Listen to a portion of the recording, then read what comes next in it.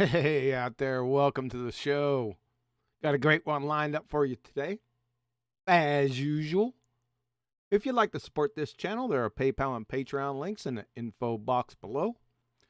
Got a few people in Discord I saw before I left, including the distinguished Nathan Oakley, coming off a fresh destruction of a BallTARD goober yesterday. Nathan Oakley, sir.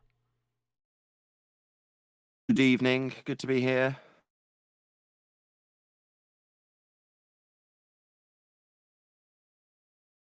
And extra stuff to pad out this obviously hoped for a longer reply from me. So I'll pad it out by saying, yeah, it was a great destruction. The guy was a complete liar.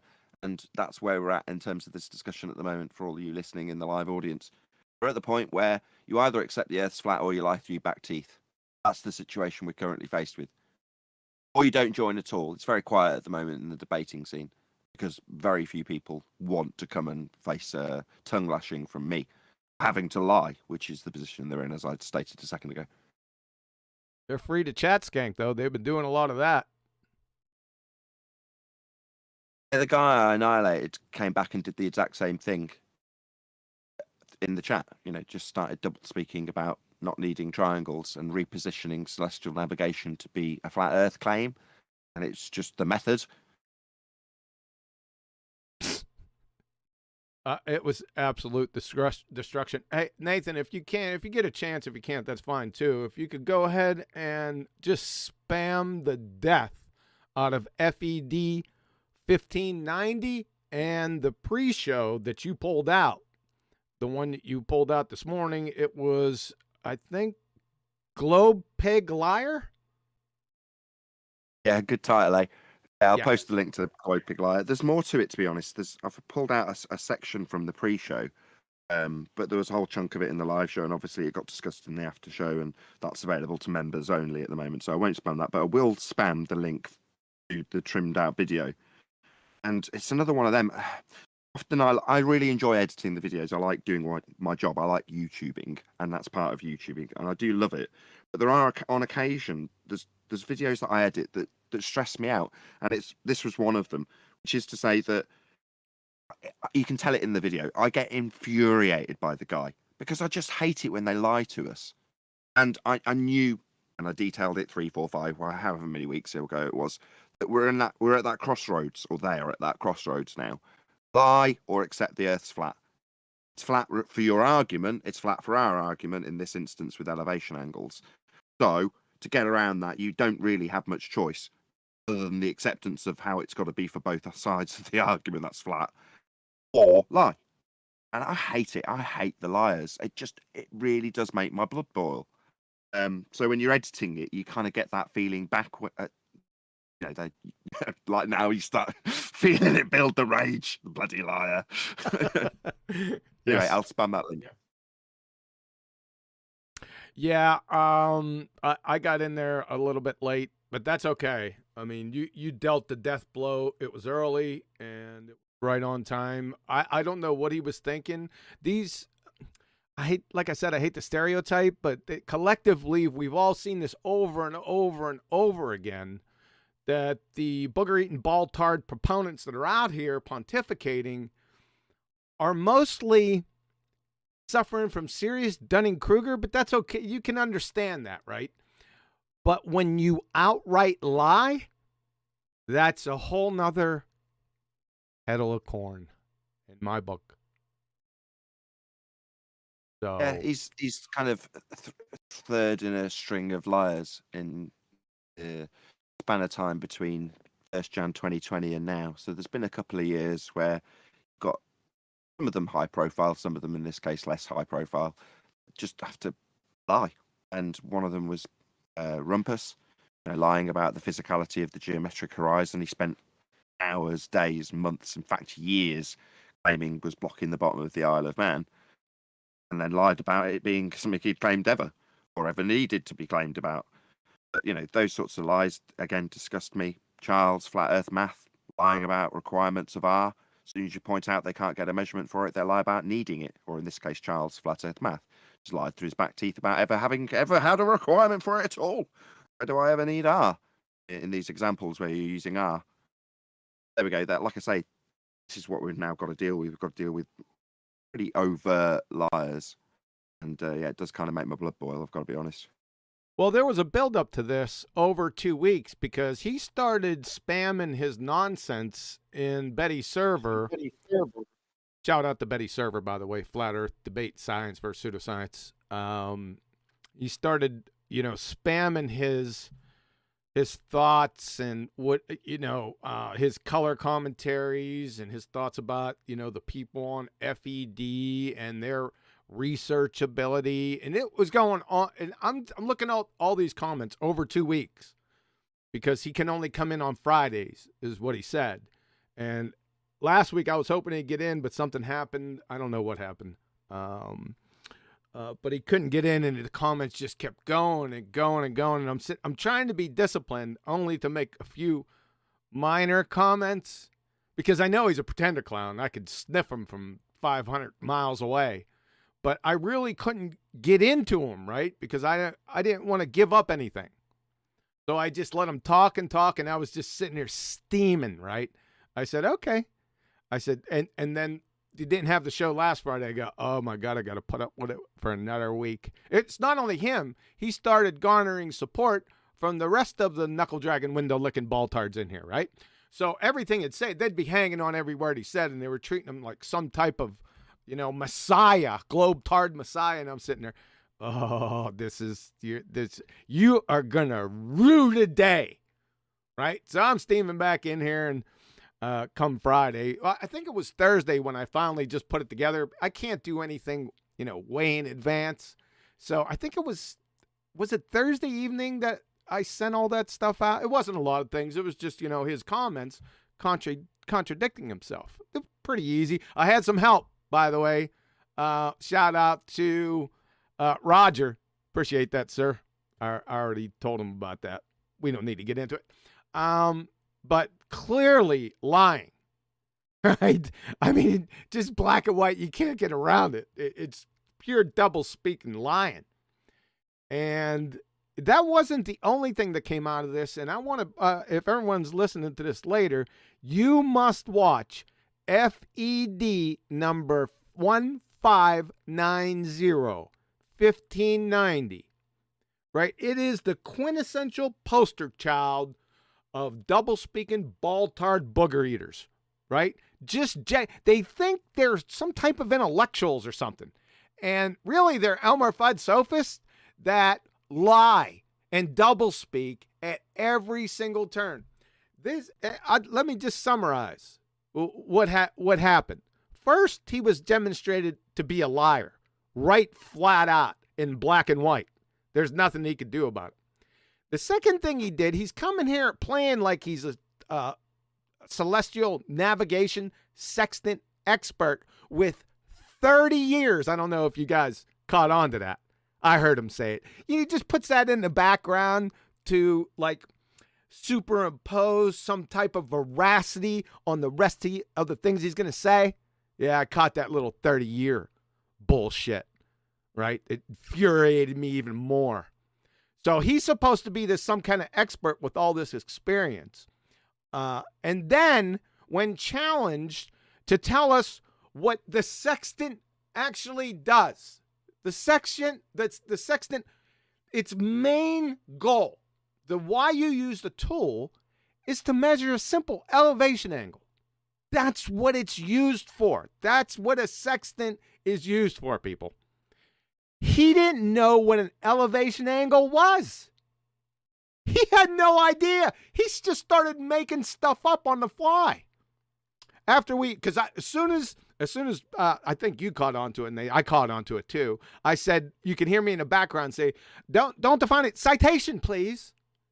We don't want to hear you making shit up on what it is. We want a citation. Just go ahead and support. Should be easy, right? To support the nonsense that just came out of your mouth about what a simple elevation angle. I mean, this is 5th grade geometry, maybe, right? He did not know what it was, people. And you'll hear that clearly on 1590. He also, this is one of the funniest, most train wreck things I think I've heard yet. He thought the arc length was the arc of the Earth, when the arc scale is a material, physical object of the sextant attached to the index arm. I mean, I don't know. It just looks like he just popped up on Wiki a few weeks ago and just started getting these terms and phrases and throwing them out, you know, like in a jumbled mess. I mean, are you kidding me? This is worse than second grade retard. Also, this was another one. I don't know. This may eclipse the one before. This delusional Muppet thought that dip correction, which is just correcting for the observer's height above the surface of the Earth, magically poofs this celestial horizon into existence. I couldn't believe my ear. When he first said it, I didn't catch all of it. Everything was going real fast. I did mark it down on my sheet. Just never got back to it. I did deal with the celestial horizon. I asked him where the celestial horizon mirrors were, but that's as far as I went into it. But if you listen to him discuss this, he thought the dip correction, people, the dip correction is the observer's height above the surface. So all they're doing in the Naval Almanac is bringing you down to the surface of the Earth. That's all they're doing, depending on your height. If you're on a big ship, well, you have to bring that correction just brings it down to the surface. All the corrections bring it down to the surface of the Earth. Duh, that's what you're on. That's where you're trying to find out your location. OMG. And then lastly, I got challenged this morning. Somebody said, well, he didn't contradict himself at all. He said that he thinks trigonometry is not used with celestial navigation. That is true. Now, I didn't put these in any order, right? But I think that's a good summary. That last one is, I don't even know what to say about that. It's like saying water is made of silicon salts. It's not actually hydrogen and oxygen. That's the level that we're at. And then has the hubris to ask me to evaluate this lion knuckle dragger's maths. Yeah, I'll get right on that. Unbelievable. All right, I'm done. Sorry about that. No, good rant. But we've got lots of other ballbusters who haven't been introduced yet, and I'm hoping Adam and I can break it down as we did in a brief period during the intro. So first, hello, Arwin and Neil and father of a stolen child, and Adam. Well, I'll start then. Evening, everyone. That was a right good rant, John. Fair play. Didn't think I was ever going to get introduced. Thought that was it. The show's through, but yeah, it is infuriating. I think the reality is, I wait for a response. Is there something to have a nice chew over, something to muse over, you know? But no, it is currently. It's just looking at lies and having to dissect lies. Like I said, we'll go through. But hi everyone else. Arwen, you're right, bro.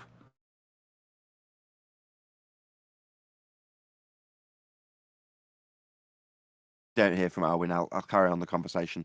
I mean, it's a position that they can't defend because they use the same methodology as we use, and it's not even an us and them.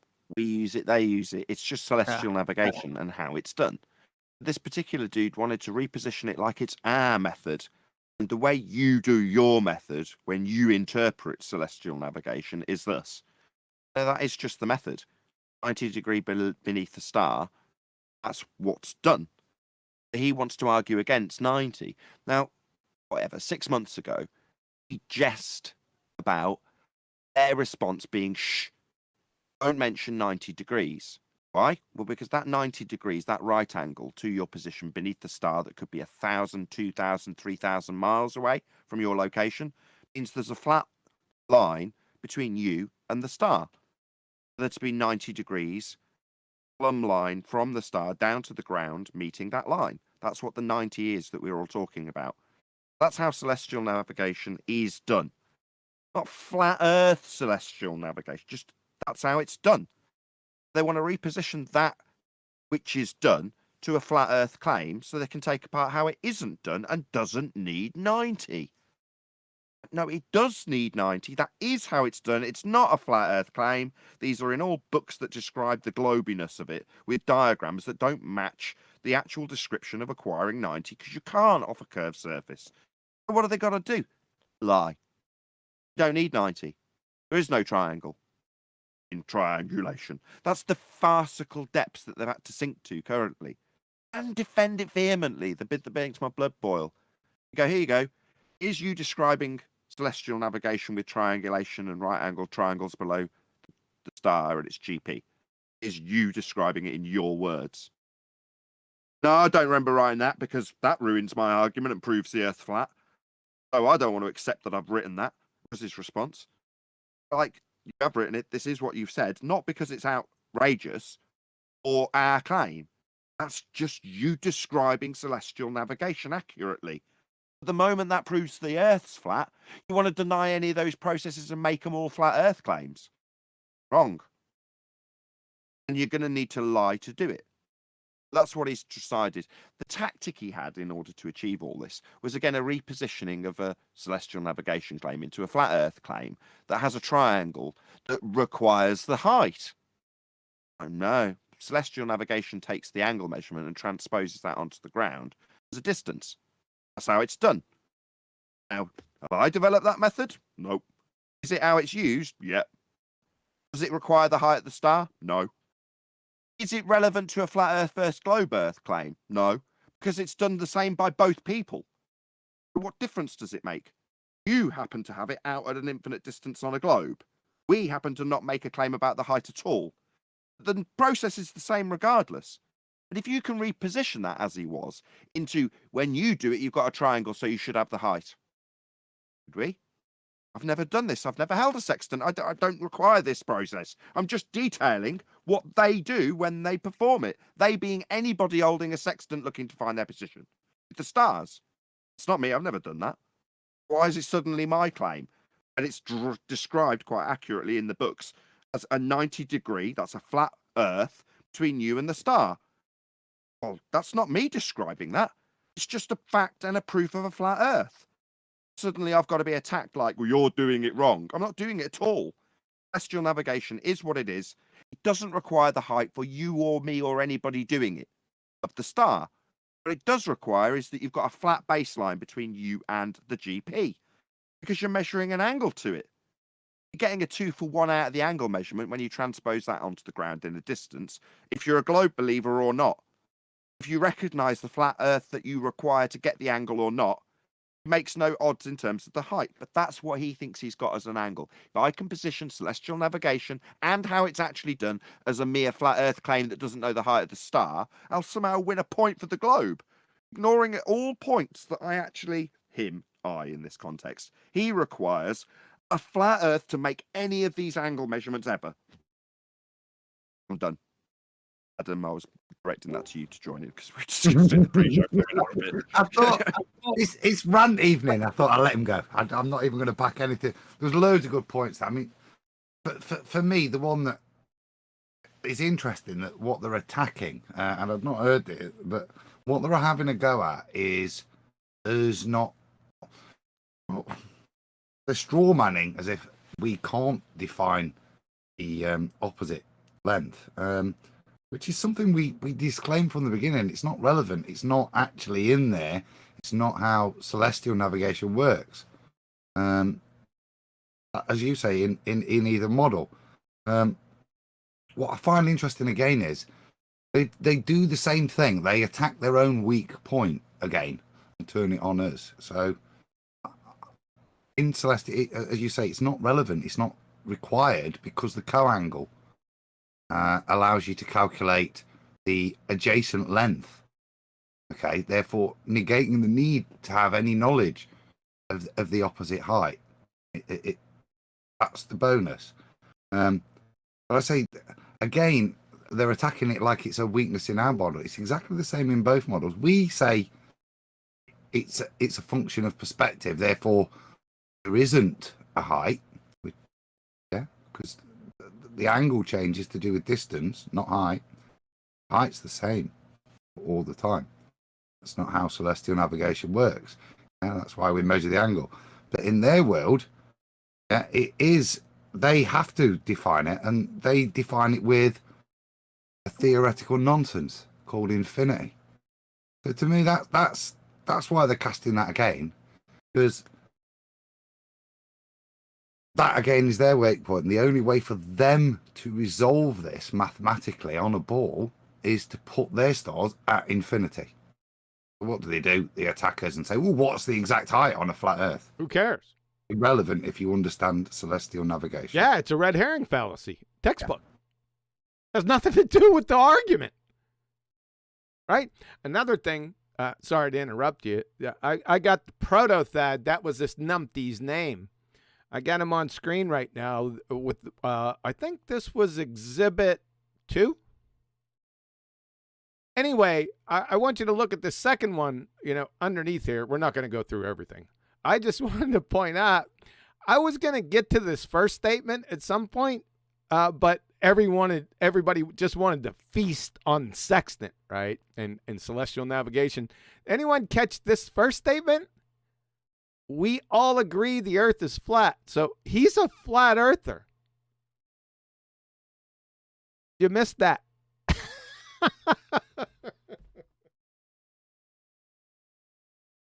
Hey everyone, hey Kiwi. I have a little bit of news on the subject. What's the news? He's a flat earther. Yeah, well, Ranty contacted me through Skype, and he linked something to me that he had put out a community post challenging me to a debate against hopefully BallTARD, right? And I said, yeah, well, my fee is €5,000. That's right. My fee. I'm going to have my time wasted. It's going to be €5,000 for a 2-hour debate, and I'll debate him on conspiracy cats. I won't debate on your channel. I said to him, because BallTARD, he didn't know, as you just said. I just caught the end of your rant there, QB. He didn't even know what arc was. They just take a word and then go globe. It's just, I can't do 2 hours of that stupidity and that dishonesty unless I'm going to get paid handsomely for it. I can't do it. I just can't. I can't do that anymore. What about a liar's fee? Because he's a demonstrated liar. My fee just went up to $10,000. That's US dollars. I'll do it. $10,000 US dollars to debate a liar. Demonstrated liar, by the way. Yeah, that's what I said. I can't do the lawyer thing either. I can't do any of it because it's all time wasting. Whether they're lawyers or just don't know what they're talking about. And BallTARD is too.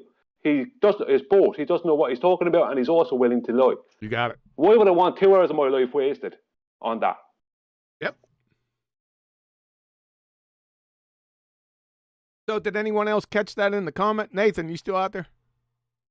Yeah, I did. I saw you summarizing it. So you broke down for him the issues in terms of, I think it was someone else that had repositioned it for him on his behalf. He seems to have a lot of that, a lot of buffers, this guy. Yep. Including, but not limited to, MC Toon and Bob the Science Guy. A couple of his buffers. Let's just call him that. Anyway, he's putting out this stuff when he doesn't know what an elevation angle is. He's a demonstrated liar. You had a whole list of it. I did read it. Yeah, he also said that he's a flat earther, right?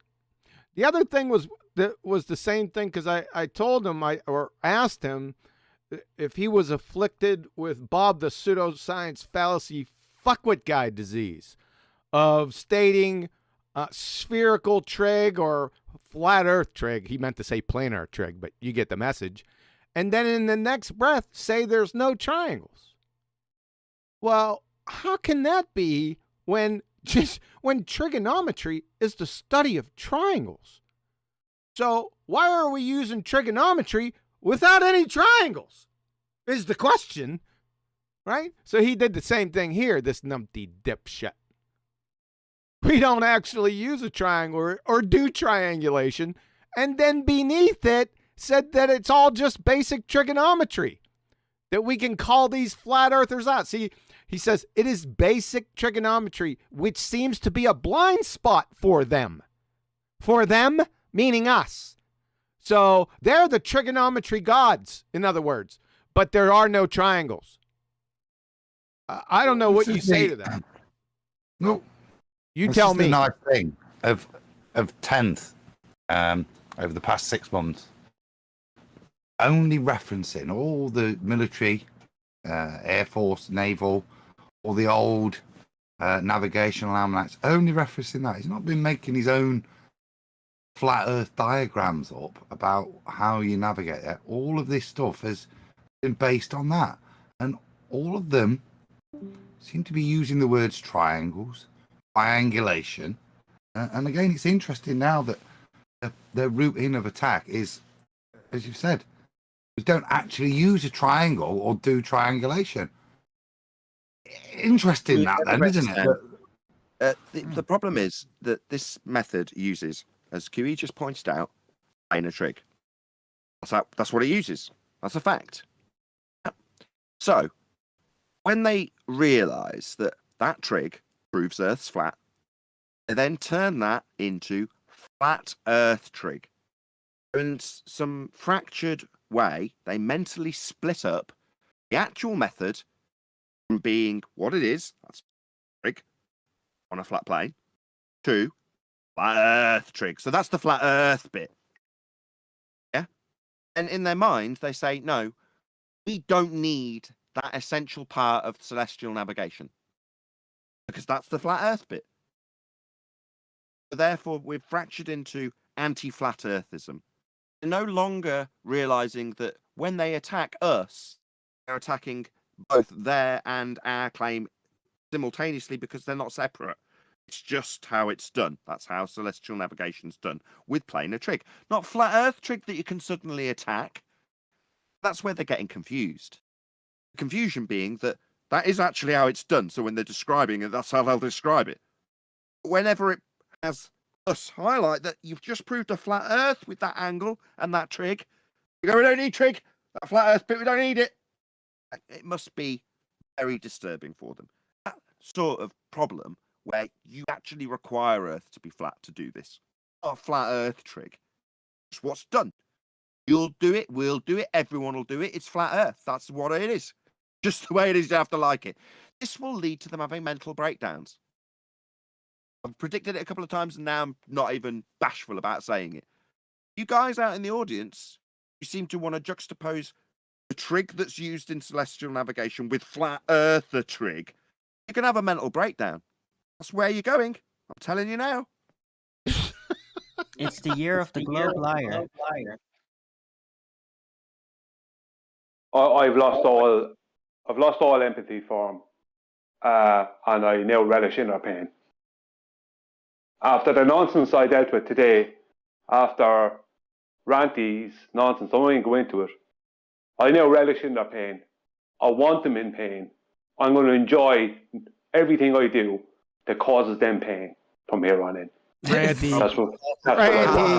Ranty. Hold on, just 1 second, QA. Just one word of advice for Brian. Be careful you don't become the thing you're fighting against. You know what I mean? We don't want to have a Brian on our hands. Whatever it takes to cause them maximum pain, that's all they deserve. Because they have short memories when they need to have. They completely character assassinate us. They misrepresent us. They call factual, right, mainstream information that supports us, they call that flat earth stuff, right? They make stuff up as they go along. They have no humility, so I have zero care or interest in their welfare. Fair enough. Well justified. I don't blame you. The behaviour demonstrates how much pain they're in, Brian. They're already there at the level you desire, yeah? The amount of cognitive pain. Look at what they're bringing to the table now. I just said to Nathan before, Ruif had been in touch trying to get hold of 10th. Apparently can't get hold of 10th man. And we mentioned it on the show the other day. And he's come back to me now and saying, oh, I assume that means a no then, in terms of, he said, I assume the only place I can go is the flat earth debate. Now, I remember that place being somewhere they relish being, where they laid down all these proofsies of a ball. And now it's somewhere where they can't bring it because their proofs take so long an intricate storyline to explain with so much contradiction and bullshit that it's never gotten away with. So they're at a stage, I think they're in so much pain now where they're crying at big fruits, or it's not the right place for me to prove to you it's a ball. Yeah. So they're done, mate. And when they do, all they can do is like we're witnessing now is be dishonest. Not actually searching for the truth, not actually looking at things and giving it honest appraisal, but just having to not just reinforce their beliefs, but like I say, this is what I think is galling for us all, and why we're sick of it. Is fundamentally lie, and just lie to your face and continue the lie after you point out the lie or the contradiction that they just made. They just continue and continue. And yeah, they want to move on to their evidence. Well, they're casting a spell. They're casting a spell of continued belief and no, they move on to their evidence after you demonstrate that they're liars. He did it yesterday. He goes, okay, now after we've established this, can I move on to my evidence now? No, you're a liar. Exactly. Once it's absolutely cast iron, no doubt in any audience member's mind that this man's lied, he's been caught, proven, demonstrated a liar, his response, precisely as QE's just said, is, all right, I move on to my evidence now. Like, are you having a laugh? That is another thing that makes my blood boil. Like, so at the point, there's no doubt whatsoever that you're a proven liar. You just want to crack on. My response was, why the F are you even still here? That was my response to his question. Yep. I'd like to get into something just to this is so stupid. You're not going to believe it. Remember I always said that we're dealing with some kind of left-wing fuckwit faction that just makes shit up? I don't know how many times I've been told over the past week, I'm not even taking into account the past couple months, that there is no trigonometry no trigonometry and no triangulation while using the sextant. I'd like to point everyone's attention to this little short presentation that I wasn't ready for, that I just thought I'd go over. So let's take a look at this. Remember, their claim is, for the most part, because I know you guys have been hearing it too, no trigonometry and no triangulation. So let's go to Ocean Explorer from the National Oceanic and Atmospheric Administration on the sextant. For centuries, mariners have also used a form of the transit called a sextant and a triangulation method using the stars, sun, and moon as benchmarks of sort, even though celestial bodies move across the sky. So what the hell are you talking about? From sciencejrank.org, remember what they said. There's no triangulation, no trigonometry. From ScienceJRank, the optical instruments called sextants have been used as navigational aids for centuries, especially by seafarers. In its simplest form, a sextant consists of an eyepiece, an angular scale called the arc, fitted with an arm to mark degrees.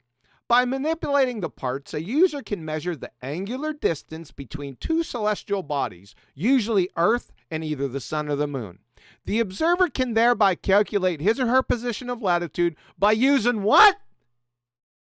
Trigonometric operation known as triangulation. Not according to the BallTARDs. That's what I'm saying. They just make shit up. They're not even parroting the correct course coming out from their pseudoscientists. You think I just made this up? Go to these places. They're going to tell you this. It's every single one. Hampton Nautical, based on mathematics and triangulation, the sextant was a tool of unique power among sailors to navigate the unprecedented accuracy in the early age of sail. From the U.S. Coast and Geodetic Survey, in executing sextant triangulation, all triangles, oh my God, should be closed by the observation of all three angles and adjusted for closure. You're done. What are you talking about? What friggin' galaxy are you BallTARDs coming from? This again is the dishonesty in it, John. Dishonesty? It doesn't have anything to do with the let me Hold on, hold on. let me just Adam and expand John. on that. Let me try and get a grip for the audience's benefit. The reason for QE's exasperation is because there's juxtaposition I just described about 5 minutes ago. You've got anti-flat earthers repositioning the claim in the first instance, that's how it's done, and how it's done in this instance proves Earth's flat. Therefore, they must deny how it's done in the first instance at the most basic and obvious level. And it's infuriating. That's why QE's getting exasperated when he's trying to explain that this is just how it's done. Our opponents are denying how it's done because in their mind, they've repositioned how it's done as a flat Earth claim. It isn't. All three are saying the same thing, and that's the thing. You were highlighted that what they're trying to make us address is apparently what we've been demonstrating going through is some kind of flat Earth celestial form of navigation. It's not. These are their books, their mainstream. This is all of their stuff. And now they're making out like books don't say this. And this is the infuriating thing. It's like, la, no, that's your version of it. That's your version of it. You've pulled that from... I said, this is the beauty of what Tens did and what John's just so beautifully showed with all of the institutions stating this. This is their model. These are their words that they're now denying as the only rebuttal they've got left is to pretend that their books, their texts don't use these words anymore. It is infuriating. I can't even describe it. I don't know what level this comes from. Hold on a second. Father of a stolen child. I see you herking and jerking up there. What you got? You want to say something? Oh, yeah. I was just going to say, I think the reason they're acting this way is you can't have a debate without a point of controversy, right? And they're relinquishing the point of controversy to get their angle measurements. And then they have to lie afterwards. I see why you guys are mad, but the debate's officially over. I agree. The argument I got today was, brought to me today was, how come the complementary angles of the elevation angles don't work, right? Right, this is what I got. So let's say you have a 40-degree angle, right? But the complementary angles, right, that are up, let's say we're at the top of the zenith where the star would be, those angles don't work. If you double those angles, it makes the distance wrong. They're not the angles we're using. You know, I don't know what to say. Like, it's so What, Bri? Where did you get the original angle? Where did you get? Yeah. I'll post something in a second into Master. Go on, ask me, Adam, what you're asking me. I'll post something into it. Take the complementary angle and why am I doubling it? What do I then have to do? Add 12 minus 5, take away my birthday, and that'll give me the distance to the what? This is the point. They're coming with nonsense, aren't they? They're coming with straw money nonsense. As I think John, father of a stern child, was saying, is the only thing that they want the debate to be about. So that's what they'll come with. So you'll spend 15, 20 minutes arguing what that just meant. Unless I'm wrong. Do you double it? I've yet to see why you double it. Yeah, they want to debate. Go on, John. You half it if you're doing if you're using an artificial horizon, and the angle you measure on your arc, not on the surface of the Earth, you have to half because you're measuring twice the angle, aren't you? But I don't know why you'd double anything. For a reason, Bri. Being thick. The only reason is that they need something. So they think that because the complementary angles they think if they can make the complementary angles wrong, that means it doesn't work. Completely looking straight past the fact that they needed, right? It's nothing to do with it. The complementary angle has nothing to do with it. But they need to believe that that complementary angle doesn't. If that doesn't work, it's because, or it means that nothing works. It's like, where did you get your angles to begin with? Do you know what I mean? Like, what angle did you begin with? Like, you know, it's just totally stupid. I'll show you in a second. I'll post it into the Master B there in a second. It again appears to be these incoherent attacks where it's incumbent upon us decipher what the bloody hell they're on about using our better knowledge of celestial navigation to try and make it coherent to then try and address the point, which they'll either latch onto or not. But you see, they're not bringing anything to the table, are they? They're not actually giving a real valid criticism of anything. It's just flimflammery. And like I say, what John was saying, to try and bring a point of contention that realistically has got sod all to do with it. That's interesting. I agree, John. It hadn't dawned on me, but yeah, you're right. If you're going to argue about it, the alternative is just us saying it day in, day out, and while that might get criticism or it's boring, we're just hearing the same thing. It's uncontested. So in order for it to be in any way put in doubt, you've got to have some form of contention. Doesn't matter what it's about, does it? So let's just argue that you don't need triangles in triangulation. Why not?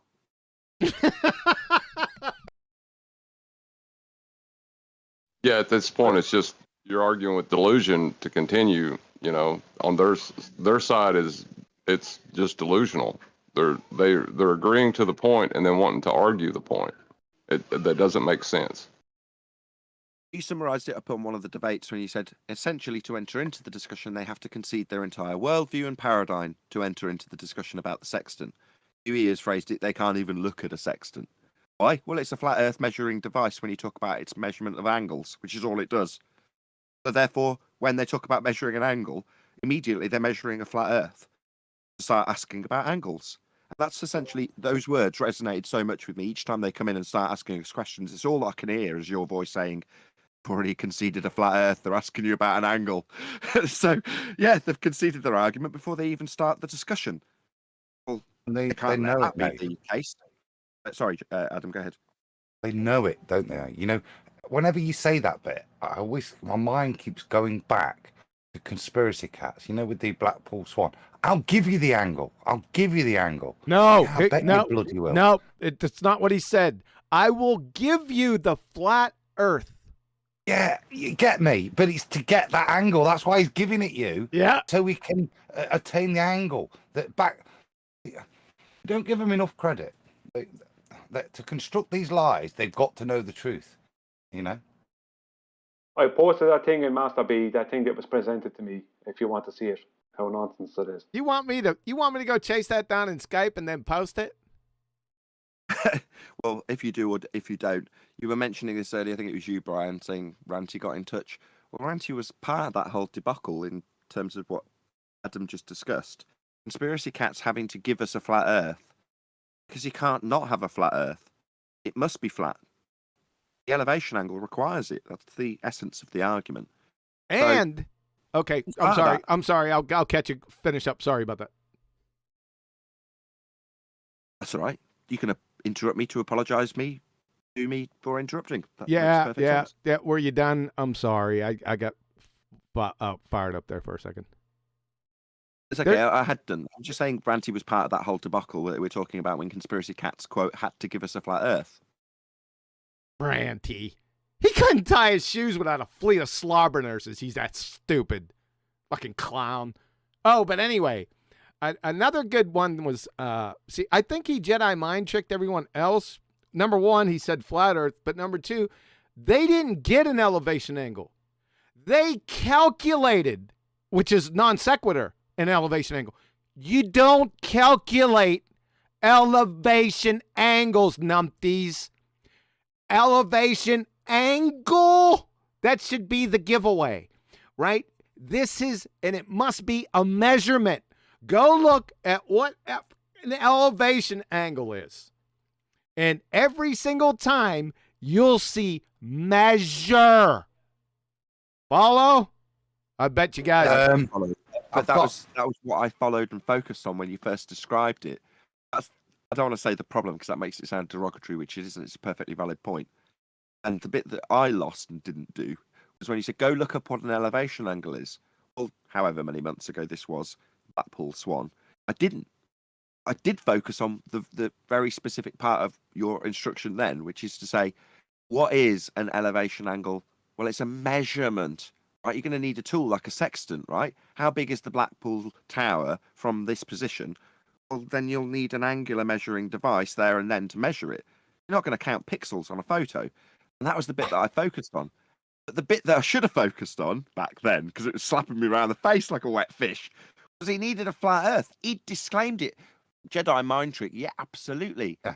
That's the thing and I've said it myself in previous debates, they disclaimed the most devastating flaw in their argument first. And it worked in that case, even with you pointing it out. Yeah, I didn't focus on it because he's giving it me. Oh, well, thank you very much. Let's move on with that. You've got to measure your elevation angle. You've got to actually be measuring it. Not focusing on that, yeah, but you're going to need a flat earth to get that measurement. I didn't focus on that. Can I ask QE something? Oh, hold on a second. I Hold ju- on a second before you do. I'll wait a couple seconds. I posted something up on the screen here. I hope it's coming. Right. Okay. A similar idea is angular size. If you ever see a numpty dipshit try and calculate an angular size, just fillet and fricassee him. Check this out. From teacherlink.edu. Angular size. Listen closely. An object's angular size is the angle between the lines of sight to its two opposite sides. An object's angular size is a measure of how large the object actually appears to be, which is a function of both the actual size and distance away. From co.edu, the main idea here is that the further away an object is, the smaller it appears. BallTARDs have a big problem with this one, but I digress. We call this apparent size, the angular size of an object, because you're not actually measuring the object's true size. You're measuring the angle it takes up in your vision, not in your calculator. From the medical dictionary, angular size, the size of an object measured in terms of the angle it subtends. Duh. The point of reference for they even go into the eyes, can be either the nodal point or the center of the entrance to the pupil. I could go on for days with this. I'm sorry, I went off. I shouldn't have done that. Go ahead. I don't think, John, it matters. I'm just reading chat right now, and even though we've had a long chat, I don't think it matters how we explain them. Phil Bell, ha ha ha ha ha, right there on the screen. Why is the distance to the star on flat Earth? You see, Brian, how they're coping with the amount of pain that you wish they're in. They're already in it.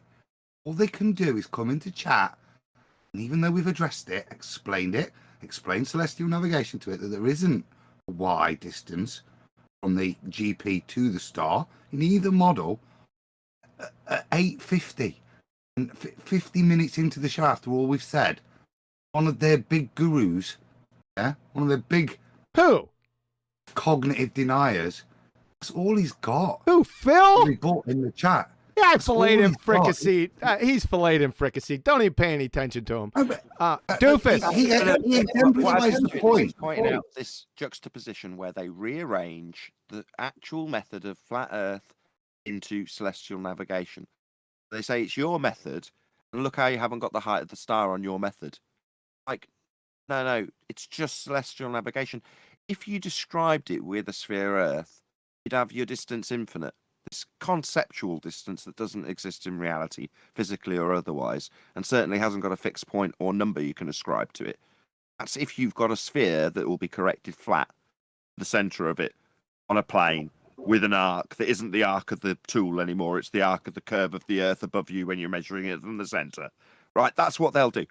But that repositions actual celestial navigation into what Phil's described, right? Not having the height on a flat Earth. Like, no, Phil, we're not reifying a flat Earth pizza pie model and ascribing a distance to the height of the star, ever. Now, we don't do that at all, and it's not done in celestial navigation. Somehow he thinks that that's what we do on a flat Earth. No, it's just the method.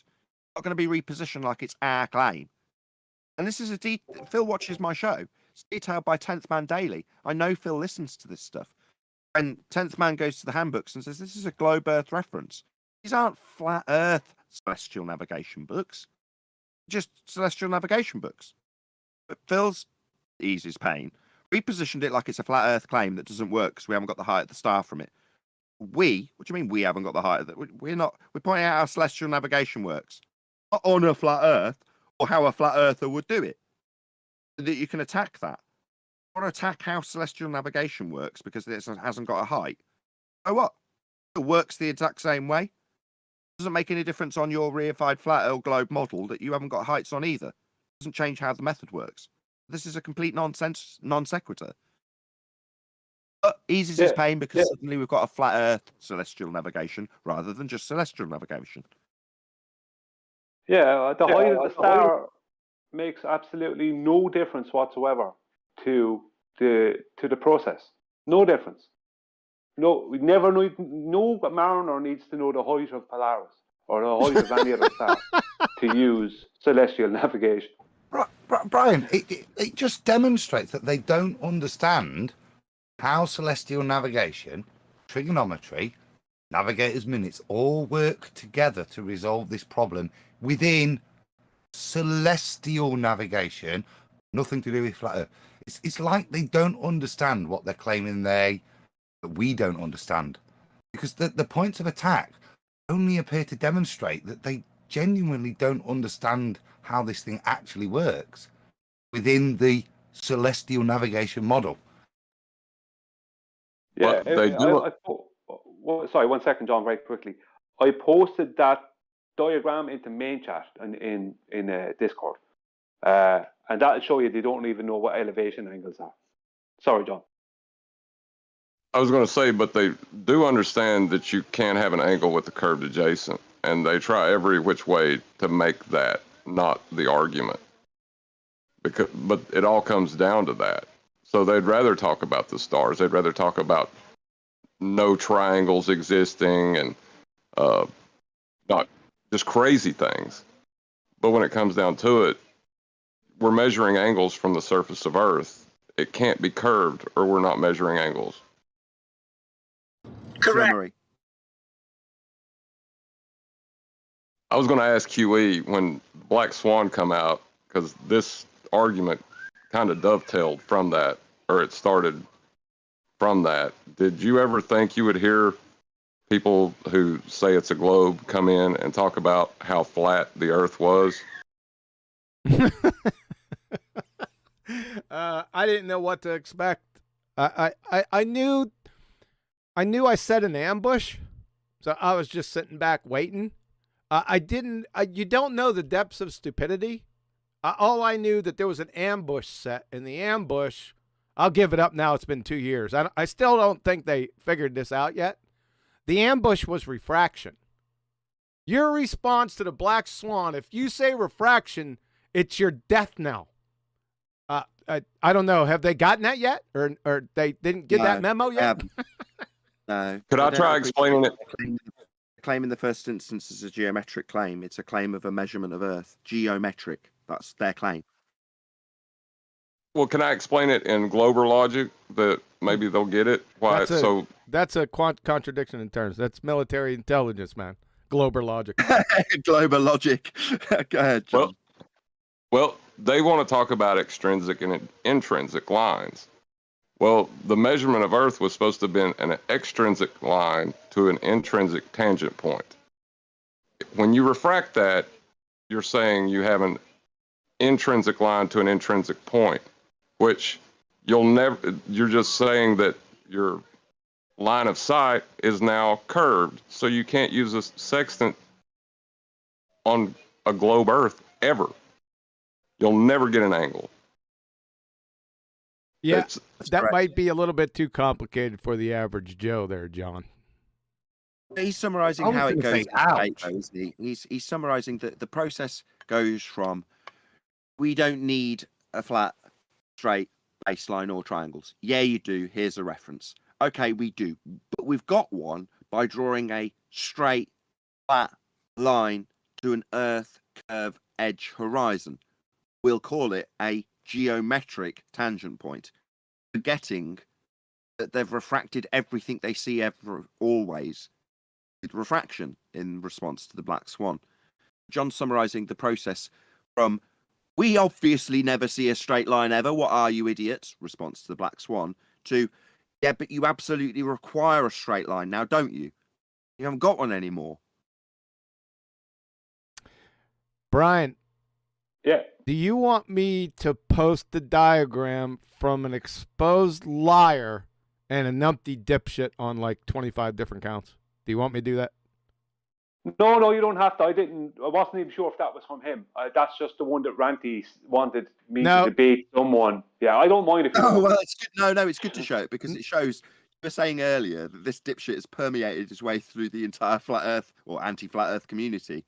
Well, this is from what I've just gleaned from what his response was, Brian's response. It's another offer called Ranty with the same kind of stuff. It's up. It's from Protothad, so it's up, Brian. If you would, I'm not gonna discuss this, but I don't do this. But you can if you like. Well, the thing about it is what it is I was asked would I debate someone, hopefully Prototad on this, and their argument is that the complement angle, if it's double, let's say here for this, if you have a 65 degree, that'll leave 25 degrees. But if they double the 25 degrees, it'll be wrong. The distances will all be wrong on the ground. But we're not using those angles. We're using the ones that are off at the 90. No, we're not using these ones up here close to the celestial body. Yes, there is. There are sailors on stars and suns with sextants. This is it. I was supposed to be debating someone on this diagram, as if there's anything to debate. Brian, is this not just is the question not just a reverse of your original positioning in terms of how we wouldn't want to be asserting that we get the height of the star? In other words, as you get closer to it, you're going to alter the angle, which would alter the height measurement. That was your original positioning. So this just seems like a reverse of that to say, well, that means it doesn't work if I fix the height of the star and straw man you with a flat Earth height that you haven't claimed. Am I wrong? No, what this is a bait and switch. They're talking about angles, but they're not talking about the flat baseline they have at the bottom. They're completely ignoring where this angle came from to come up with these complement angles that they're trying to use in some stupid way. Nathan, where did you get the angle in the first place? Nathan, that's exactly what I said to him when he put it on the screen. So when this was presented to me by the guy, I said to him, well, the angle that you're asking me about, and then I drew it on the screen with my mouse along this diagram. Here you go. Here's the bottom of the baseline that is flat, that you need to ask me this question about these angles. So ask me this question about this angle. You needed a flat Earth to get it. Well, that's what I was about to ask, Brian. I'm looking at the diagram. We've got a GP of the star, and we've got one position and two position. All those distances between the GP, position A and position, a straight line. It's a straight horizontal line. And this is a proof of a ball because what? I'm not even sure what the point they're making is. Their point is obvious, Adam. There are sailors that are on distant stars and suns that are shooting friggin' angles off of it. That's the point of this. Well, now it makes sense. Carry on. I looked at this. I seen this for 30 seconds, and I nearly pissed myself laughing. I'm not saying anything else about this. Not from a liar. Sorry, I did say that sailors were up there. I'm sorry, but I shouldn't even said that. Carry on. This guy, the guy that's presented this to y'all flat earthers that are anti-flat earthers, should say that now. The reason, if you're wondering why I'm prefacing it with flat earthers that are anti-flat earthers, is because this claim, celestial navigation, not a flat earth claim, just celestial navigation, requires a flat earth to do it. And in the diagram that we had up a moment ago, I don't know if it's still on screen, there's a flat baseline to the angles along the surface. And that's a fact. Any preconceived notions where you bastardize height of eye correction to being a correction from a geometric horizon that we debunk with the black swan, well, the correction that you're making corrects it to be flat. Even in that misapprehension of what dip correction is, you're still disclaiming you're correcting it flat. No, What that? no, Sorry. no. The dip correction, according to him, remember, the dip correction all of a sudden, like, poofed into existence his celestial horizon or Bob's whore. That's what he said. As soon as a baller says dip, they're dead. Yep. Because in their textbooks, yeah, dip is to correct for a horizon which is formed by the geometric obstruction of a sphere Earth. It's its function. And as soon as they mention dip, and that's their methodology, and black swan is the answer because it demonstrates it's not there, doesn't exist. Therefore, you're not correcting to that. And if you were, you were lining up to something different because it's never there because it moves every day. So it wouldn't be a methodology to use. It's not how the horizon works. It's a fundamental. When they, like I say, when they dip, they're dead to me. They kill their own conversation. Right, Adam. Although we've got there over a 10-minute period, this was the summary that John QE said was too concise from John, or over people's heads. That's the summary that John gave. In essence, the moment they say dip, even if their misconceptions about what they think it might be are right or wrong, in their description, they're talking about dip to a geometric horizon called Earth curve. Well, you haven't got it anymore. You want to draw out a tangent plane with a flat line to that point? You haven't got it anymore. Yeah? Refracted. Again, QE summarized this beautifully earlier. The moment you say refraction, it's the end of your geometric claim. Yep. And in the case of celestial navigation, when you talk about correcting for dip, your misapprehension is that that dip is to a geometric tangent point horizon debunked by the black swan. Yep. But what? Sorry, QE, go after. No, go ahead. You're good. Okay, thank you. No, what they're doing is actually more sneaky than that. Because I spoke with Kent privately about it, or at least in the after show. What they're doing is they'll mention dip, right?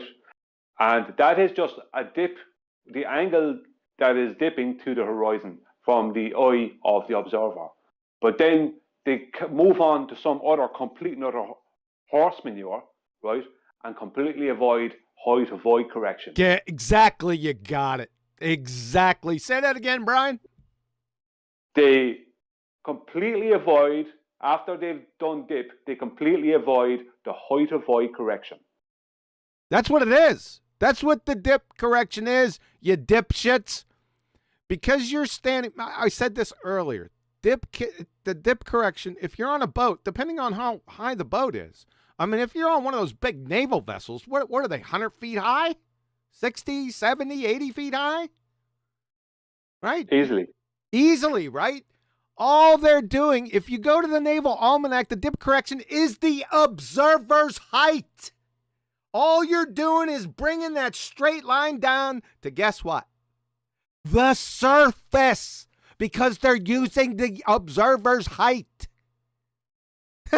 What Kent has found out in his research for that is, like I say, I'm happy for the ballers to use dip and the pictures that explain dip, the height of eye correction, because the higher you are, the further the horizon will render if it's the geometric edge or if it's just plain viewing over a flat surface. In most of the 1800s onwards navigation stuff, there is viewing over a circle, over a ball taken into consideration. Kent's gone back to the old early 17s that he's got it, and I think Citation Police might have had it as well, or somebody else in Discord, but it's describing it in the earliest days. There is no consideration for anything other than a flat planar surface, and The mathematical stuff is all about the cone of the eye and how, as you go higher, that obviously opens up the available angles underneath your horizontal, and how that will affect how you define level. Great stuff that I'm happy for them to go and reify it, because the second they do it, the answer's Black Swan. They shoot themselves. Actually, the oldest stuff, pre-perverted stuff that appears to be demonstrating how they do these calculations, is not demonstrating anything to do with a geometric ball edge. It's all to do with how the cone of the eye renders where the exact midpoint will be based on the observer's height. It was flat Earth data. Was it And data? at the time, the book itself was describing it under the under the banner of refraction. QE jumped all over him and was like, "That's not refraction." It's like, no, it isn't. But back in the 1700s, they referred to this, now described as a physical geometric sphere edge horizon, formerly known as Earth curve in modern terms, as this refracted effect that will give you a good idea about where your horizon might render that day. There was no reference to Earth curve. Just this is what you've got to deal with. And they had a good idea of how the optics would render. And like I say, no reference to Earth curve. And then shock and horror, move forward a few years, and that exact same maths is to being described as the Earth curve maths. Exact same numbers.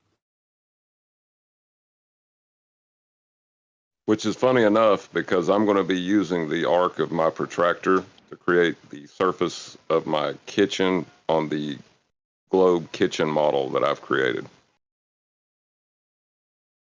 Yeah, what they do is they take the arc of the protractor or the sextant and say that if I imagine that my measurement is actually at the center of a ball, and the arc that's formed between the two lines I measure with this tool is actually the arc of the roof based on the flat plane I stand on at the center of the ball. But the roof is actually the floor, because I'm not really at the center. That arc is the curve of the floor I was standing on to measure when I then imagined to be at the middle of a ball. Yeah, it's amazingly easy trick to do with a flat Earth. I was surprised at how easy it's turning out to be. That's in it. That's all they've done. They've taken the arc of the measurement of an angle to something, in this case Polaris. They've derived an arc of the ground you're standing on from that measurement. It only works when you presuppose it's working from the center of a ball, and when you, as Brian eloquently details often, back engineer that elevation angle measurement in terms of the drop of Polaris as you move away from it, you can then derive a spherical radius. Now, each and every measurement that you got to Polaris had to and was done on a flat plane. Once you've got those measurements, you can then make the ground curved with the arc of the tool that you use to measure it on a flat plane. Now, John has done that with his kitchen. He's used his lighting fixture as the equivalent to Polaris, the wall in the room as the equivalent of the geometric horizon, and Bob's your uncle. He's got a spherical house now. All he needed was the flat plane and a lighting fixture to measure. Obviously, he had to assume that that lighting fixture was infinite distance, like you would on a ball. Unbelievable. Actually, as a disclaimer, to be fair to Phil B, we assume that the height to the lighting fixture was undefinable. But I say again, the fundamental premise of proving the curvature of John's kitchen was to be able to work firmly with the knowledge that his kitchen floor was in actual fact flat, was to be able to define the angles to state how curved it was.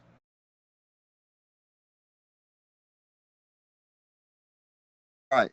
And just to boil that down into farce a little bit further, if my response to John when he's measuring the physical obstruction called his wall, I said that all lines to the wall were bent, and he could no longer do this geometry because he's no longer got any straight line measurements, because I'm now claiming that the lines in his maths are all bent. Obviously, he's got kitchen sphere going on with all the gases bending the light in his kitchen. Never a straight line to anything. At which point, all bets are off for John and his claims of a spherical house. Why? Well, because he's not got any straight lines for the geometric claim he's making with straight lines. Phil Bell, in the response to when we brought up the black swan in the chat, he's like, don't they get it? It's all refracted. Rendering all your geometric claims useless then. To get it. They don't get it. They don't get it. They say after 2 years. Unbelievable. We would kind of to address why we're doing this sort of thing, you know. Why are we doing this parody? Because it's all that's left is we understand your argument so well that we're able to do parody of it. Yeah? All you've got left is lies. Yeah. So we're at least being polite in our rebuttals now. But hopefully in the parody of John's Kitchen, it does explain the assumptions that they make in their formation of their worldview. And it's interesting, I've not seen much rebuttal. And I know why, because the fundamentals of how we define John's Kitchen are the exact same way they define the nature of the surface of the earth. And that's why there's not much of a rebuttal to it, because it is actually quite painful parody. Well, everything they do, sorry, Nathan.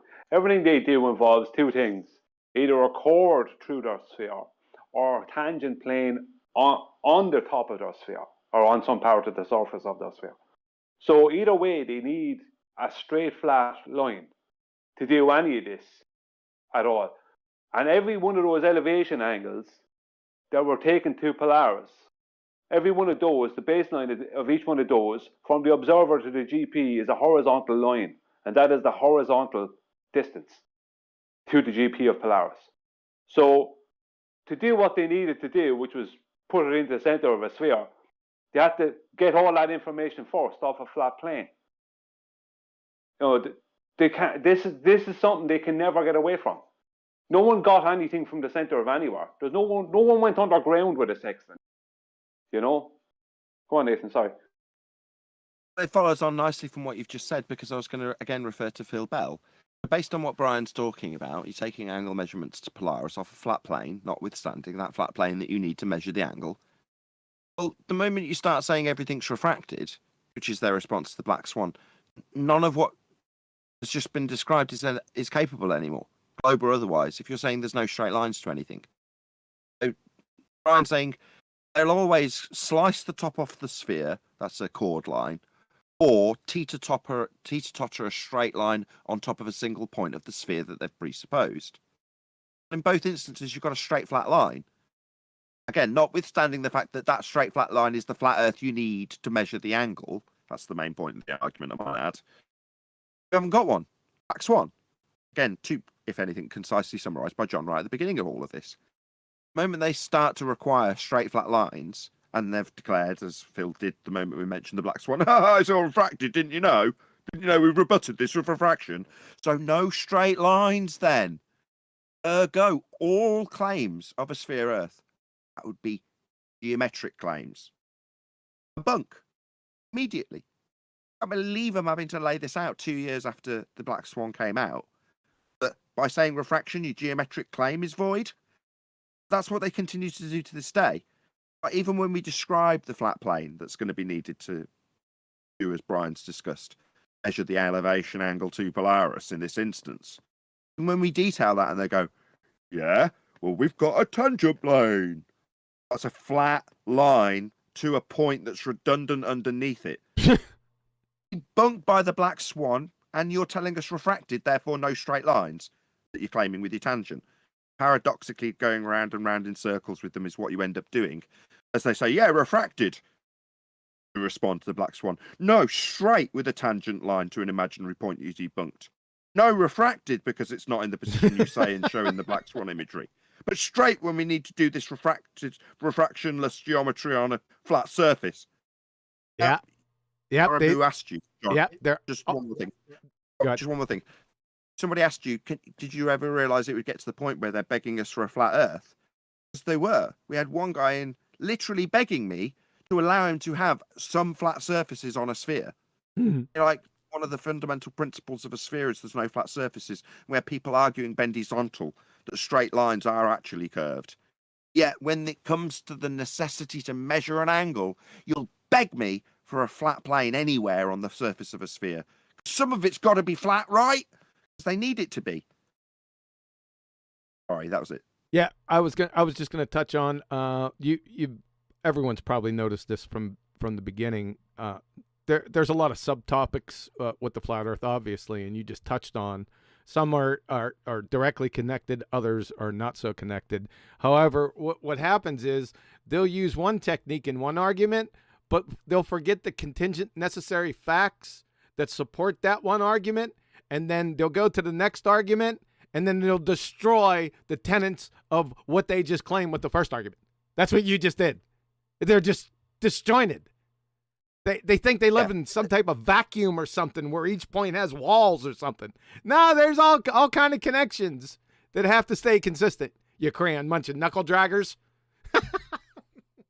What Huey's just described is the assumption that in a box, in an isolated box for an isolated argument against the black swan, you can disclaim that you've got no straight lines to anything ever. Yep. Let's just put that in a box separately from any other argument that we make as anti-flat earthers against the flat earth argument that is the black swan. In that box, all lines always bend, always refraction. Never a straight line to anything. Okie dokie, let's put that on the shelf. What's that you say? We're going to do navigation today with straight lines and angles that must be straight. Oh, well, then obviously we've got a straight line of sight to everything always. Excuse me. Let's just take this box off the shelf that you've put in chat, Phil Bell. Talking to you right now, directly in the audience. Box that I've taken off the shelf. I'll just open it. What's it say inside? Refraction, refraction, refraction. Oh shit! Let's close that box. Bloody hell! Inside that box, it says all lines always bent. But yet, when it comes to this requirement for straight lines and angles, you've just forgotten that you've barked refraction for 2 years. It's in a nice little box on a shelf. Oh, it isn't. You just numpties. Yeah, you got it. I thought I'd stress that point. Go ahead. No, I just want to say, just saw a word that Nathan used there. It just spelled it out. They are basically claiming, and you will totally get this, QE, they're basically claiming isolated systems. Yeah, for each argument. For each argument, yeah. They're isolated systems. Yeah. Yeah, never thought about that. They have to. They have to, don't they? Because they become win any one particular point of contention. Use a phrase earlier. Yeah, they have to contradict and lie. And the unfortunate thing is that will then contradict them later on. And the point of the lie to support the bull. Those lies will contradict them in a future argument. Yep. Black Swan's a good argument. They're also scared of if we're looking at the sextant argument, they won't, and what they're not doing, like with that little meme that Brian put up, they're not dealing with this. They'll only tackle with little bits of the whole of celestial navigation. Because what's going to butt hurt them more is it's not just the straight line on the bottom, the straight line on the top, and then it's two straight parallel lines in terms of your zenith and the star. Yep. GP. Yeah. Yep. These are squares with elevation angles, depression angles that the majesty of the heavens allows us to read from the ground. Yeah. And that's what hurts. All of this works via that, the co-angles. And I say they're not able to attack it on the entirety of the navigation methodology. What they appear to be doing at the moment is just picking a particular little bit and trying to nuance it to, like I said, even down to triangulation. It's very weak, but it's very telling that they're not attacking the full methodology, because that really destroys the ball. Straight lines, straight parallel lines, horizontal and vertical really ruin this argument. Well, outside of Ruhif, I don't know of anyone else that presented anything that was anyway official. He presented it to me on Discord. I'll give him that much. He presented something on Discord, but it was more about refraction. and he didn't. I think Adam had a look at it. It was more about how the eye works as opposed to what he thought was 7/6 or whatever. I can't remember the full details, but that was the only thing that was presented from the ball side that I'm aware of that comes from an official celestial navigation source. So let me get it straight. Ruhif got halfway through a bait and switch with you, started detailing how actual refractive effects work. That's refraction. And didn't get around to bait and switching you with the 7/6R value that he has in the past described as infinite over 6R. That's terrestrial, otherwise known as globe refraction. So he's got halfway through his con. Yeah, well, what his con is, Bri, isn't it? Is he's got a lot of computer stuff and calculations so that he can work out refraction. I assume with 7/6R, so that he can take a photograph, use that, measure his pixels, take into account his refraction, and give you an elevation angle. That's the full bait and switch that Ruhif will try and get you into, that in some way, because all he does is sit in a chair, he can analyse pictures and tell you the nature of the Earth. But that's the full switch that he'll do, is to try and pretend that this understanding of... And that's the point, the admission. You think, oh, he's admitted refraction. Yeah, but then he'll pervert it into a ball. Yeah, I thought... What? Hold on. I thought Nathan was being really clever and trying to preface the logical fallacy presentation, because he says bait and switch, and that's an equivocation fallacy. Nathan, I thought you were going to run right into it. Let me just speak to that. Obviously, we're not going to get to the logical fallacy presentation today. Okay, but that's okay. I will go over one logical fallacy, before we leave, and starring in that logical fallacy is our good buddy from yesterday, that what started this whole conversation was Proto-Thad. He's going to be the poster child for this fallacy before we leave. I just want to let everyone know. Please continue. Please label the fallacy just as you've prefaced it and, given a preamble. What's the name of the fallacy? All or nothing. All or nothing fallacy. Cool. Very cool. Yep. What Ruhif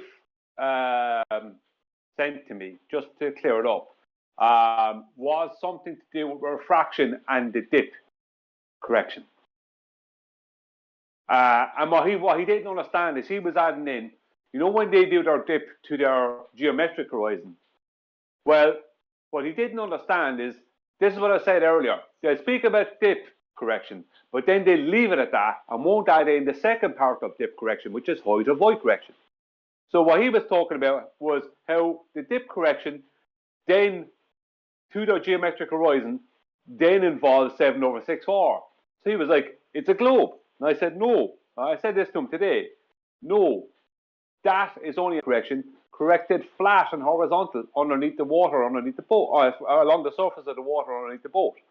So it was a misunderstanding of what he was. He doesn't have a clue what he's talking about. It's not the dip out there. As far as you can see, you dipshit. It's underneath your feet. It's on this end. You dumbass. Go into the Naval almanac. Go to dip correction and tell me what it says right on the top of their graph. You moron of megalithic proportions. Rufy's not the only one, right? Guess what it's going to say under dip correction? Guess what it's going to ask you what? Height of observer. Yeah, John.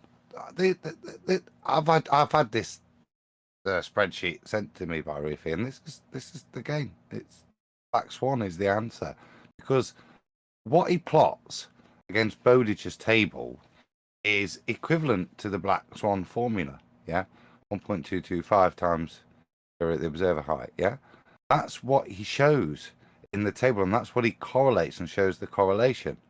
Now, I'm happy for him to correlate that, as I say, because if he wants to reify the leading edge of a ball into the horizon, the answer is Black Swan to it, because he's destroyed at that point. Because fundamentally within that calculation, there is no refraction either. And I'd like just to cherry on top the whole thing by saying that the BallTARDs don't even know what refraction is. This goes back to what Nathan was saying about the bait and switch. They haven't a clue. They just refraction. Ask any BallTARD, they won't be able to define it for you. At best, they're going to show you the aquarium where they're sending monochromatic light through glass and sugar water. That's not the same refraction that they're talking about in their fairy tale Atmo curved gases. That's what Nathan was talking about with the equivocation fallacy. It's bait and switch. They're morons on so many levels. It's hard to encapsulate in language. Yeah, I mean, they don't even understand what the dip correction is for. The point of the dip and height of eye correction or height of observer correction is to create the 90. You Right. don't have a 90 from the boat unless you do the dip. Exactly. And height of eye, you don't have it. Yep. They haven't a clue. They have no idea. And from yesterday, from Protothad, remember that dip correction magically poofs into existence this celestial horizon. I'm serious. Go back and listen to him, man. Unbelievable. And that actually... Brian, Go on. Phil B. It says Yeah. dip correction is height of observer above the horizon, not the surface of the boat. That's why you figure out how big your boat is, Phil, isn't it? I mean, listen to them. This is what they've got to come back with now. Again, this exemplifies the point. We can't even have a reasonable intellectual discussion. No, about because they're retarded. the nuances of it. Yeah. No, because Phil, he's a retard. Essentially. But again, it's what John said. Yeah, they've got to take it to a point that they could possibly argue, and then be able to lose easily. Yeah, to keep their own pride. But it says dip correction is height of observer above the horizon, not the surface of the boat. I mean, that's beyond pathetic, really, isn't it? Now, this is a classic case of Baljesuits. It is Buljitsu, isn't it? It's total. He's one of the leaders of the Baljesuits that stop punches with their faces every time they open up their incoherent blowholes. Am I wrong? No, you're not wrong. As Adam said, what's the point of knowing your eye line height along with the height of the boat you're on? What's the point of knowing that if it's only a dip correction to the horizon? You're missing the point. Right. What Phil is doing, come on, Adam. I'm 6 foot, right? So I'm always 6 foot above the horizon, aren't I? Yeah. All I need. I mean, it's beyond farcical, isn't it? And again, I think fundamentally shows a lack of understanding of the mathematics that's going off in the height of eye correction. Yeah, what its purpose is. A complete lack of understanding. I want to know how high I am above the horizon. Something that renders differently depending upon my height, and that's what I'm measuring. It is at the point that I could burst a freaking eardrum in frustration. Yeah, it is so frustrating. Well, what Phil is doing there is a bait and switch, because he's speaking about the horizon, but he's not speaking about the horizon that we see, the visible horizon. He's speaking about his geometric horizon. Oh, you see, this is what I said earlier. What we do is we use our knowledge and we try to put it into a coherent sentence, apologetically on their behalf, for us to then politely address. No, he's just an absolute moron that doesn't know what he's babbling on about. If he does, his methodology is, as John says, buljitsu. I'll take this one. Yeah, I'll deflect this blow with the full power of my face. Yeah? Pathetic. It's not worthy of our time. I shouldn't have brought it up. I'm sorry. Thank you. You finally got the idea, but my other people have different opinions on that, because we need them. Like I give you them to play with, so you can play with your food and learn tactics. So I don't know where to come down on that. Just depends on where you're looking from. I had the same crisis of conscience the other day because I'm like, the show, the Flat Earth Debate, is an education show, and subjecting the audience to liars and me getting frustrated with liars, to me is not the purpose of the show. But by the same token, those shows get the most views. So, like, obviously, if it's reaching more people, that's more effective. I can tell. Now I'm going to stop you. I'm going to stop you. I could tell, because when I kept saying, Judge, I was getting nothing back. And that's when I knew. Because I was saying for you to stop it, because he's already demonstrated fraud. You knew where I was going with that. I could feel it. And all I heard was crickets. I said, okay, yeah. I got so it. what Q is referring to is the guy's still there. I've already asked him why the hell he's still there. We've already proven him a liar. I've demonstrated it beyond certitude. His reaction to which is, can I move on with my evidence now? Right? Now, I've asked him why the hell he's still here, but he is. He's still there. He still wants to do it. He's not going anywhere. I'm not going to kick him out, but he's still there. So I'm in this awkward position where, okay, my show isn't about putting demonstrable liars in front of the audience, but here he is. He's been proven a liar already. He still wants to crack on. What do I do? Right? So then QE comes in and does the exact same thing. Proves beyond all doubt the guy's a liar.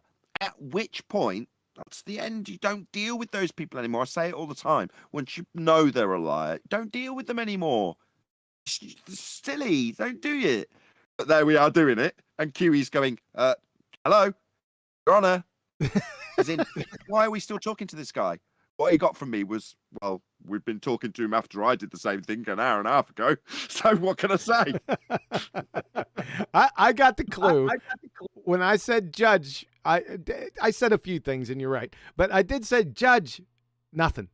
Judge, crickets. I go, all right, I got it. I'll go on mute. Too funny. They're useful tools. That's what they are, tools in the most true sense of the word. No, they're Balljitsuits. Yeah, watching them take punches in the face, because up until that point, you've got the chat skanking and bravado, which is the metaphorical equivalent of two prize fighters on their Instagram accounts going, I'm going to kick the guy's ass. Yeah, he doesn't know what's going to hit him. Right? That's the equivalent. Now, if there's no dance at the end of that, you're just left with the bravado. Well, I don't really know which one of these two fighters. They've just got all the bravado. Then when you've got the Balljitsuits in the ring and the guy is literally smacking his own head against the canvas repeatedly, look how well I'm doing. Bang, bang, bang, bang, bang. I'm not even touching you, smacking your own head against the canvas at this point. You've got to see that happen. Yeah. Got it. All right. Is there a special weapon? Sorry. No, go ahead. Go ahead, Brian. Sorry, I was just going to say, is there a the way, like in all these older martial arts, there's these special techniques. Is there like top level technique where they start punching themselves in the face? Is that a question? It is kind of a question. Yeah. I think that's what you're driving at. You're kind of saying, in warfare, if you had a kamikaze, if you're not a kamikaze, it's someone who'll basically fly in and blow themselves up. But in the process, mere loss of life is going to take out a whole ship or whatever, right? Well, Brian's saying, is this letting themselves be punched in the face repeatedly as a methodology of fighting actually serving some good? Yes. I mean, technically, yeah. Yeah, I got the answer. Can I answer? Go on. It's called seppuku. Yeah. Seppuku doesn't serve any purpose, though. I mean, that's for the honor of your owner or master, as opposed to it's like you running into the crowd with a... Oh, I got you. Okay, yep. Well, yeah, Brian, it does wear out our fists a little bit. Well, in the movie The Life of Brian, there is this scene at the end where they're all up on these crosses, and Brian is up on the crosses, and these big group of guys come running in black, all dressed in black, There's all this dangerous music, and they come along and they just commit seppuku. And the one guy says, "That'll show them," and they all die. It's like that's kind of what. Yeah, that's good. What's going on? That's exactly right. You guys, man. All right, give me a couple minutes. What's Brian's reaction? He looks at them with disgust and goes, "You stupid bastards." Yeah.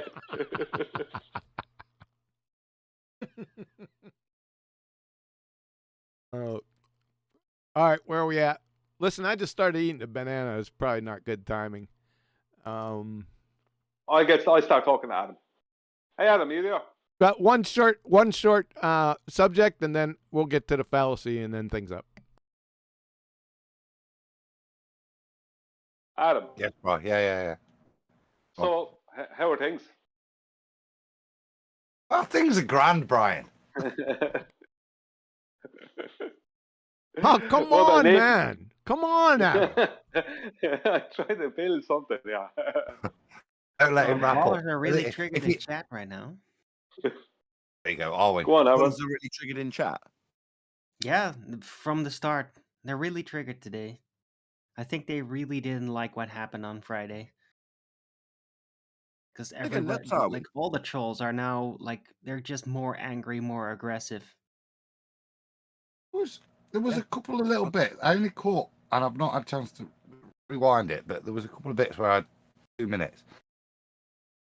The bits that resonated me with, were you making decent points, and then Nathan having to go, "Sorry, is that it?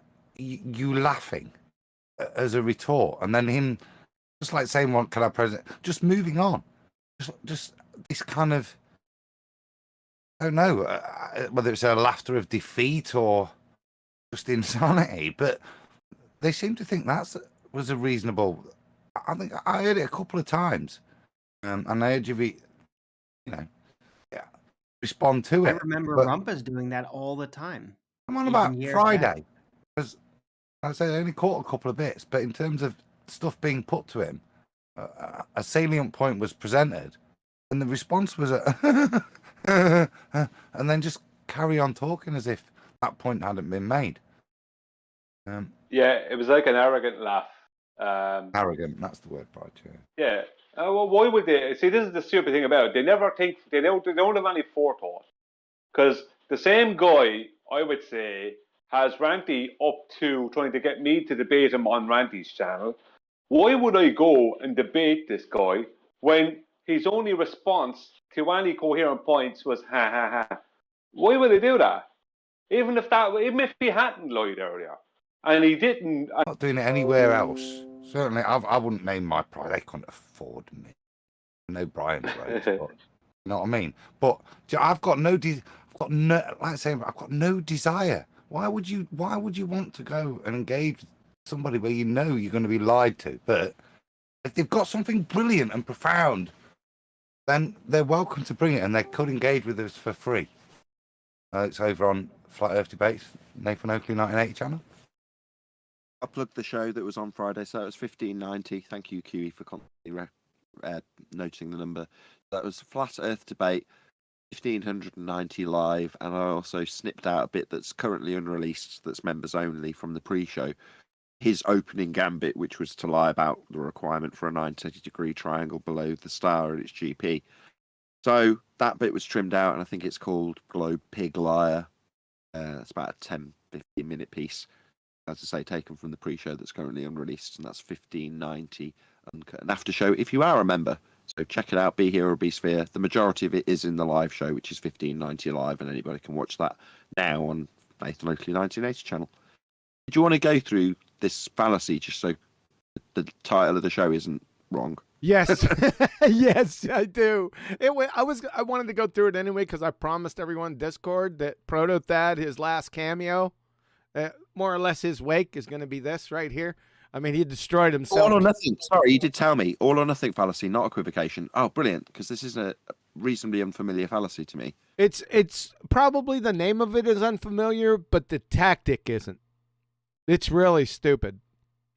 So what had happened was, I don't remember this was towards the end where I was really gritting my teeth at listening to this numpty dipshit. He said something stupid. Like I said, I don't know what exactly it is. I forgot to copy it. But my response to him was this message or this citation from Jacoby Harold, right? That utterly destroyed his nonsense, whatever he said. It probably had something to do with 90 degrees or something, obviously, or a right angle. And I posted this, and everyone was started laughing at him, except, about 8 or 9 of his BallTARD boyfriends, right? That were all, oh, give us more proto-thad, right? And then he posts this message back to me. Let me make it a little bigger. That's too big. All right. So as you can see, I called him a clown. And as you can see right here, this was the message that he responded to from Jacoby Harold, just like I said, right? So let's see what he did. Hey, QE, thanks for posting a link to that Harold Jacoby navigation book. I'm curious why you're using a book that says the Earth is a sphere, however. And he went and he found something where this guy said the Earth is a sphere, whatever page it was, who cares? Completely avoiding my rebuttal, right? This is a fallacy. It's really a numpty dipshit fallacy that tells me he has no formal education whatsoever. Even if you do have a formal education, I think most people forget what they got educated on. That's how stupid this really is. I'm sure you could feel something wrong here, right? Oh, it is a red herring fallacy, by the way, because he's not dealing with the argument that I just put up, right? Because it pummeled his dumbass. So what this is, let me give you an example. This is the same type of thing. Charge, but in the very same reference you used, it says that astronomy is science. Well, that's an all or nothing fallacy. You see, that's when it's suggested or implied that one must believe all or nothing of a particular set of beliefs. It's really kind of stupid. It falls under... Read it again. Okay. All or nothing fallacy. When it is suggested or implied that one must believe all or nothing of a particular set of beliefs. It falls under 2 fallacies, a false dilemma or false dichotomy, and a red herring. Right? And although you didn't explicitly state this, you just said you haven't had a formal education, which I haven't, but I understand the difference between references and citations. Right. He's taking your citation and then extrapolating out from the entire reference a position that supports him without attacking your claim. Exactly. Therefore, red herring. Yep. But all or nothing means you've got to accept all of the reference. So I'm just going to dumb it down for you. I hope you don't mind. No, go ahead. I beg you. So I'm on the stand for murder, and what the prosecutor has is a letter that I wrote. And in the letter, I detail quite explicitly how I committed the murder. And it's 17 pages long. Details about how I committed the murder are on page 4, in graphic detail that could only be known by me as the murderer. On page 13, I make it really clear that I couldn't possibly have done the murder because I wasn't anywhere near the murder site. I was actually with my sister.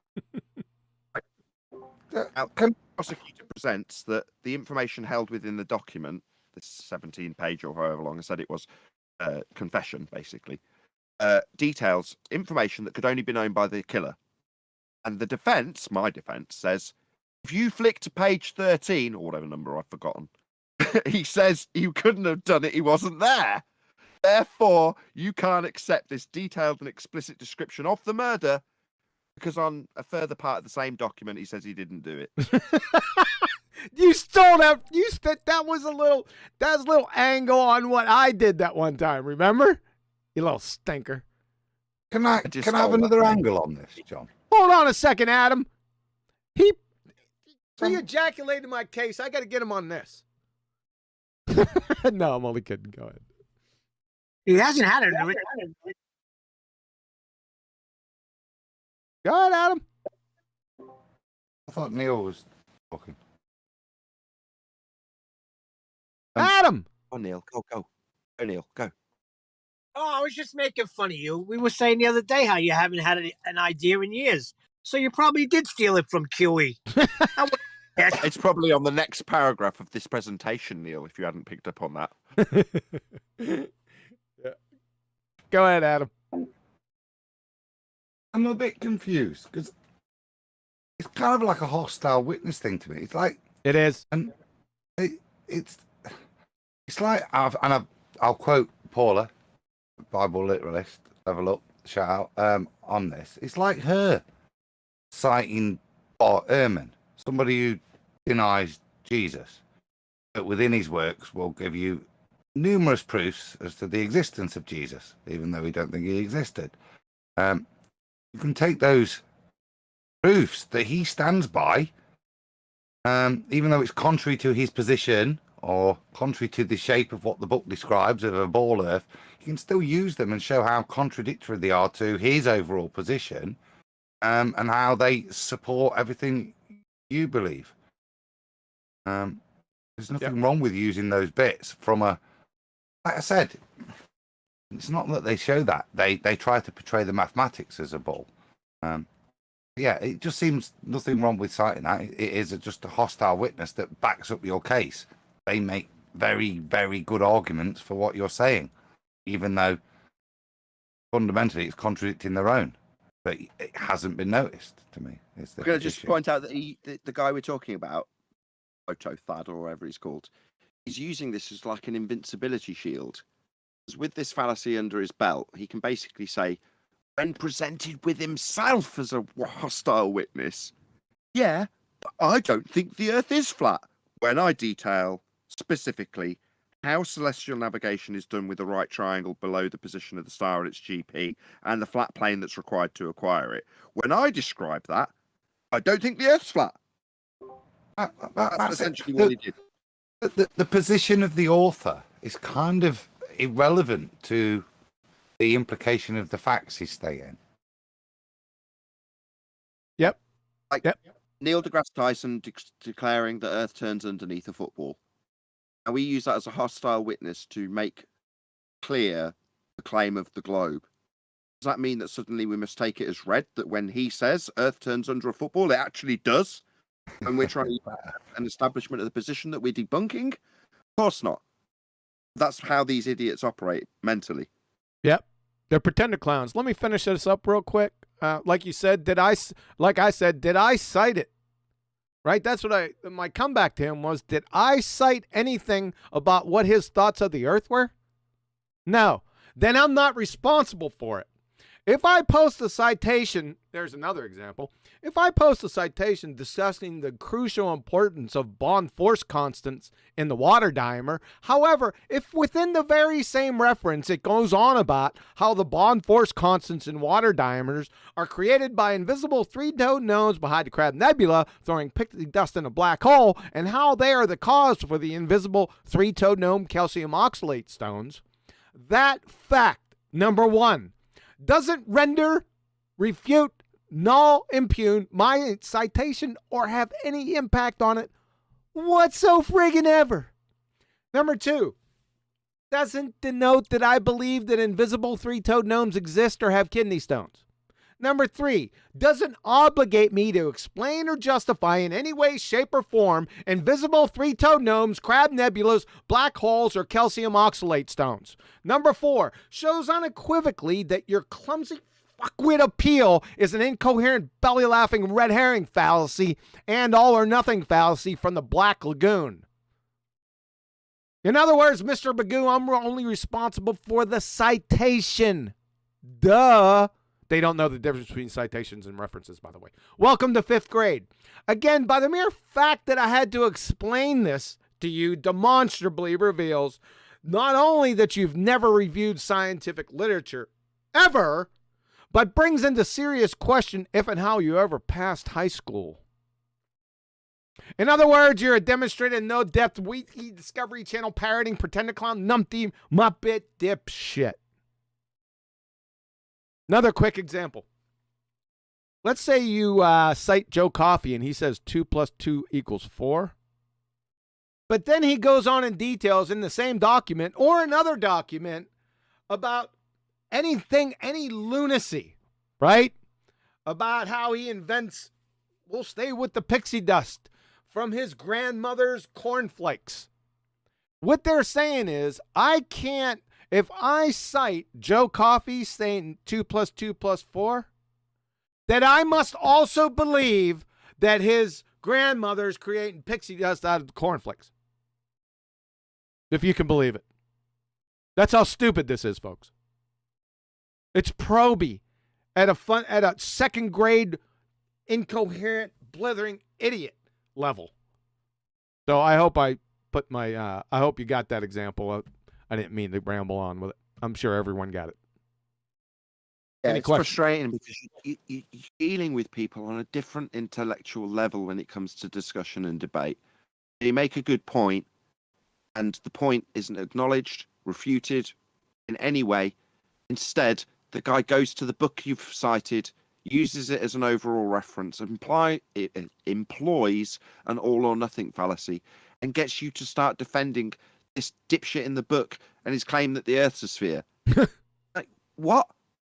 And as you pointed out, you didn't cite that. What the hell does that have to do with my citation that backs my argument? And where's the response to my argument? But you're dealing with people on a completely different level. And it's irritating. Yep. See, the question is there, Nathan, is that point something that they've either set up as a nuance for us to argue and point out like we've done there, or is it actually that he genuinely thinks that's a reasonable rebuttal? And if the latter is the case, then your statement is correct at the beginning in terms of the level of intellect that we're dealing with. It's one or the other, really. Again, it's you're dealing with thickies or disingenuous people. Yep. Nathan. That's why Brian says he'll charge. When Brian's like, no, I'll pay. I want you to pay for that. If I have to suffer, me speaking on behalf of Brian, through your complete ignorance of how to respond to a refutation of a claim you make, or a piece of evidence you're presented with, if I have to deal with you digging through the reference to find something that backs your argument so you can completely ignore me, I want paying for that. Exactly. Why should we tolerate that for 2 hours of our life? Because that's what the normal debate goes for, between an hour and 2 hours. Why should we do that? And what is there to gain for us if there's no financial reward? Nothing. So why would we do it for free anymore? Right. But in a situation like on Flat Earth Debate, where we're in control of the show, I'm in control of the show, and someone presents a red herring all or nothing fallacy as a response, like in this instance, I can stop them, shut them down, make it clear to the audience what's happening. And they don't like that. They don't want their fallacy to be highlighted to an audience. They want to chant and scream and scrat their way through a devastating response to their fallacious argument. Now, on their quote-unquote neutral platforms, they'll get the opportunity to shut down any reasonable response. And that's really what they want, while they project out that not getting the opportunity to rumpus a reasonable response makes the platform, that's my platform, in some way unneutral. The reality of the situation is the claims that come get heard, but they get refuted. What's not tolerated is the rumpusing, the chanting, the repeating of the claim, the complete ignorance of a refutation of a position that's been taken or claimed. Those things aren't tolerated on the show. Yeah. That's why you get it for free. Yeah. On the other hand, you want like some entitled dick in a high school who's going up to the most pretty girl thinking he's going to get a date with her because she should be grateful that he's asking. That's how our opponents feel. You should be grateful to come over to me and endure me ignoring any decent argument you have for an hour straight and me calling you an idiot. That's what they think they should be entitled to. You're not. None of you have demonstrated to this point that you've got the ability to actually hold a discussion that's reasonable. I take that back. It happened once. I mean, literally once. It was quite recent as well. you guys will all remember. The guy got Oh, to yeah. the point where he had to concede the Earth was flat and just said, "I am not going to go there." He was at that crossroads where he had to concede Earth was flat or lie, and he just went, "No." You go, okay, that's as close as we've got to it. Intellectual honesty, that is. Once. It was noticeable, Nathan. That's why I spoke up before, because we'd been chatting and I'd been talking the maths with him. And before, like, the panel went on, I wanted to just say, this is the most reasonable, honest person I ever spoke with, because I'd read his paper, and his whole premise was to come in with a draw. It wasn't even to push a ball Earth. It was to say, these projections aren't that. And the point I'm making, it was exceptionally noticeable when you actually engaged with somebody who believed it's a ball, but was prepared to actually have an honest discussion about the implications and the truths of what the data shows and doesn't show. It was very noticeable, his attitude. Noticeable, but shouldn't be. What it shows to me is that the standards on our opponent's side are so low that when someone comes in that's normal, at the reasonably expected baseline in society, we profusely thanked him. That's how low the standards on our opponent's side are. You could put it that way, yes. Hey, Nathan, sir. Correct observation. Nathan, sir, let's wrap her up. Well, we've not really spoken to anybody on the panel, but I've actually got the access on my computer today to go through people who've joined and ask them if they've got any opinions on what we've been discussing so far. So, yep. Red Rising, hello, can you hear us? Just learning. Nice to have you. Anything you wanted to ask or disagree with, feel free.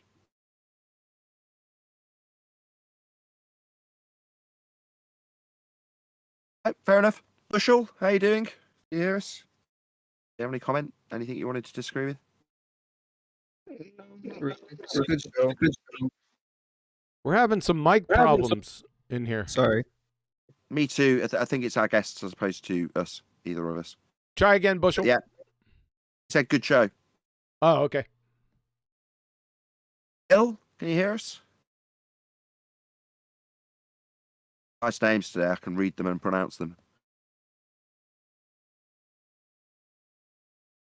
No, nothing from Hill. Technically, Neil's counted as a guest, really, isn't he? I mean, borderline whether or not we never speak to him again. You're there, Neil. He's probably on a reception area. Right, Ballbusters, Arwin. Do you want to plug the show? Tell us what's going on in Arwin world. Oh, in my world, not too much. Kind of a calm period again. Went through a rough winter in December, but yeah, I'm very well restoring and getting back in form on the early bird show. So yeah, lots of new people. A lot of the time, I've noticed that like the amount of people that like join in, support me, conversate with me, like they suddenly disappear after a while, and new ones come in. So there, yeah, I was looking not too long ago through my list of who was moderator, and it's huge. And there's people in there that were there years ago, and they kind of just disappeared. But yeah, as long as the people keep coming and bring fresh input, that's just great, right? So yeah, Flat Earth Early Bird Show on my channel ARWIGN. Hope to see you there. 1 p.m. Amsterdam time in the weekdays, 2 p.m. in the weekend. I interact with chat a lot, so hope to see you there. Thanks for having me, Kiwi. Iron's Logic, plug your show. You've got a fair bit going on at the moment, so hopefully Q will beg your indulgence and let you talk about some of the things you've been putting out there. You've been poking the bear a lot. Yeah, thanks. Thank you, Nathan. Thank you, E. Yeah, well, I've been attacking air travel a lot, just as a sidebar to the whole sextant argument, because I keep the sextant argument mostly on the FED show. Basically, I'm trying to get data for 10 international flights, the pitch data for 10 international flights, to show that they're not correcting for the curvature of a globe arc. And I'm also attacking the fact that the globe Earth is built off of flat Earth elevation angles to Polaris. So yeah, I'm working on those two things and some stuff in the background as well.